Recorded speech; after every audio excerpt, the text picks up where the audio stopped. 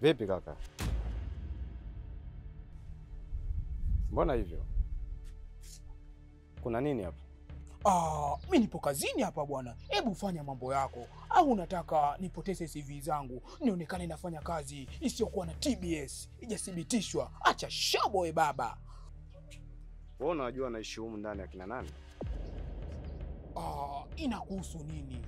Au unashobokea nyumba zenye mageti? Acha shobo na nyumba zenye mageti. Muangalie hivi.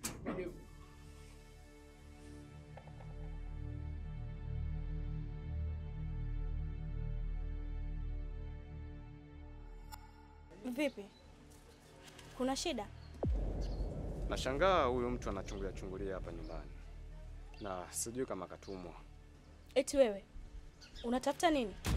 Au kuna mtu unamtafuta? Madam umepoa na juba lako. Madam umependeza. Madam macho ya paka. Ila naona leo kipini hujaeka. Kama hapa nyinyi ndio mtakuwa mnakaa, basi mnisamee, nitakuwa nimekosea. Si unajua nyumba nyingi hapa zinafanana. Mimi naondoka madam, nisameeni.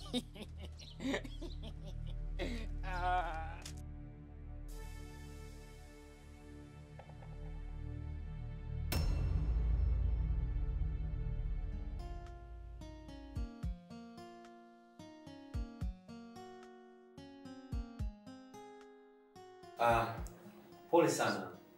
Unajua siku hizi nimekuwa na tabia ya kuzima simu. Na mbaya zaidi nijisahau kabisa kwamba leo nitakuwa na mgeni. Aisee. Kama nisingekutana na mdada mmoja hivi mwenye moyo pekee sana, ndio kanileta mpaka hapo nje. Kwamba ananifahamu?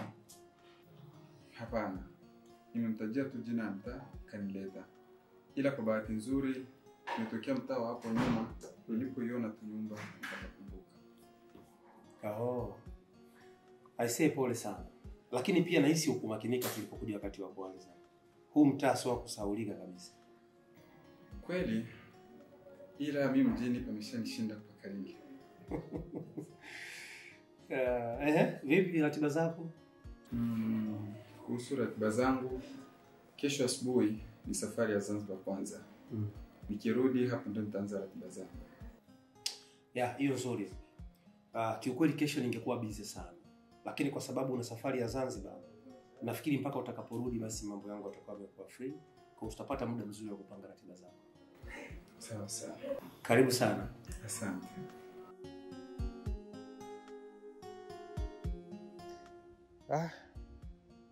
Mimi nilikuwa na wazo juu ya Kakoso. Wazo lipi hilo? Kwa nini tusiachane naye na kuangalia namna ya kuifanya hii kazi sisi wenyewe? Maana naona anaweza kutufelisha. Wewe unahisi ni rahisi hivyo? Ikiwa yeye ndo anatupatia pesa zote za safari. Mwasi, uko kuendelea kumtegemea yeye ndio kunaweza kutufelisha kabisa. Maana nahisi alishajua kuwa tunamtegemea kwa hilo.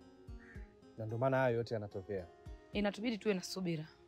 Na twende tukamshirikishe. Tuzungumze naye. Mimi na imani atatuelewa. Sasa kuhusu hilo, labda ulijaribu wewe. Maana mimi kwa upande wangu nishajaribu sana bila mafanikio yoyote. Nikuachie wewe hilo jukumu. Sawa, mimi nitajaribu kuzungumza naye. Na ikitokea kama hajatuelewa, tutaangalia namna nyingine ya kufanya. Ili mradi tu sije tukajilaumu. Sawa. Nakuelewa. Nishakukatazaga hiyo tabia ya kuwa unajifanya mbea kwa mtaani. Kwa sababu sijawahi kuonaga hata siku moja ukija na kiroba cha unga. Sasa sijui faida yake ni nini. Mbona unalipa tu kaka? Sema wewe hujui. Umbea mkokonokwa ni umbea wenye ladha zaidi ya ubuyu wa Zanzibar.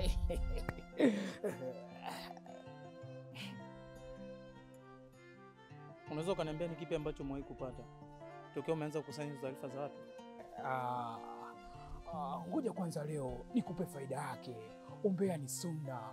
Pili, kufuatilia maisha ya watu inakufanya uishi maisha marefu sana. Tena unakuwa na amani. Yaani unajisikia mwili wako unajisikia baridi kabisa. Umbea mkokonokwa ni raha.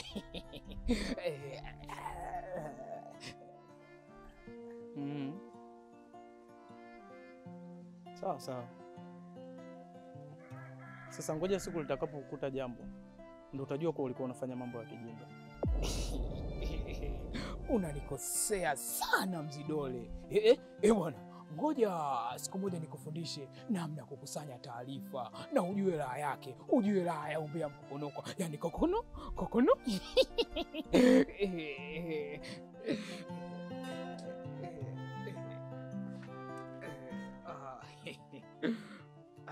Ila malasi wote wanakuwa na roho nzuri. Sijui kwa nini huyu anakuwa na roho mbaya. Tatizo ujue umbea mkokonoko, yani kokono.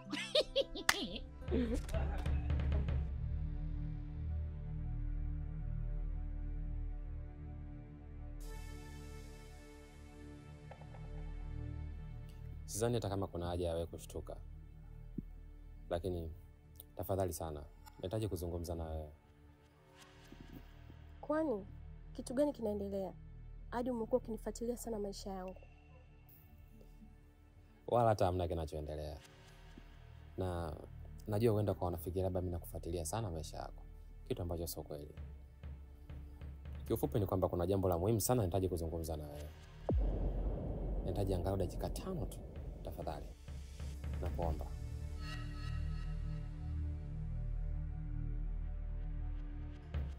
Hawa. Ni mara kadhaa nimekuwa nikikuona unaenda katika lile jengo. Ukiingia na kutoka ukiwa mbadilisha nguo zako. Unaweza kuniambia ni kwa nini huwa unafanya hivyo? Umejuaje jina langu? Ikiwa mimi sikufahamu. Ni zaidi ya mara 3 au mara 4 sasa.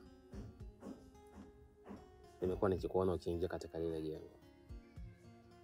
Na baada ya kufanya uchunguzi wangu, nikagundua unaenda kubadilisha nguo.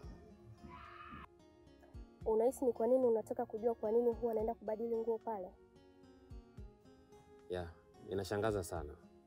Kwa sababu sio hali ya kawaida. Samahani lakini. Basi itoshe kwa muda nilokupa. Na kuhusu swala mimi kwenda kubadilisha nguo pale, hiyo ni private yangu. Sidhani kama inakuhusu. Naomba ufanye maisha yako. Usiwe unanifuatilia mimi.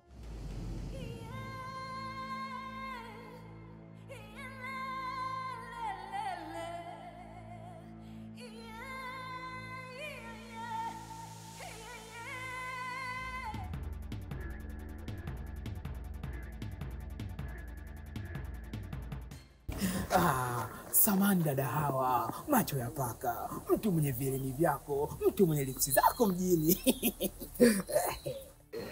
Umejuaje jina langu? Na kama sikosei, wewe ndio uliokuja nyumbani siku ile.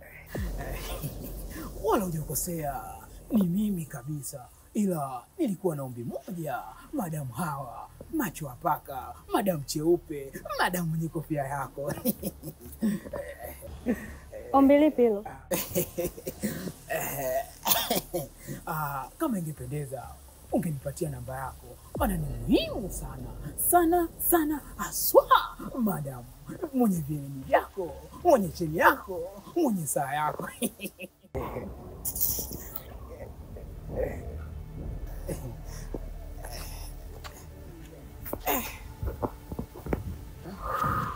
Aibu unaona mimi. Usiseme watu hawajakuona, ila sema wewe ndio hujaona watu. Kimenikuta, umbea mkokonoko umenitokea puani. Wanawake wazuri, acha tuite shemeji.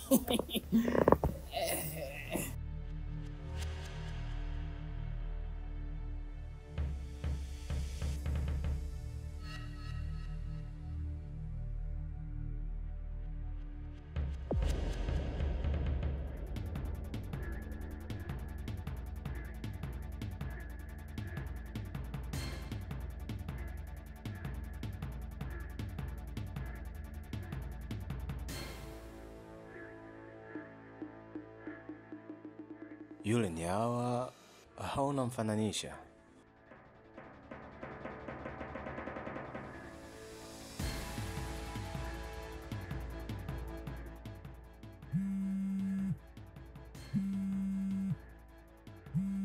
Mungu wangu, kaka Tash, au atakuwa ameniona. Asalamu alaykum. Wa alaykum salaam ndugu wangu. Uko wapi? Najisikia vibaya sana. Bora hata ulivyonipigia. Nilikuwa naomba basi uje na Panadol. Basi sawa. Aya, sawa.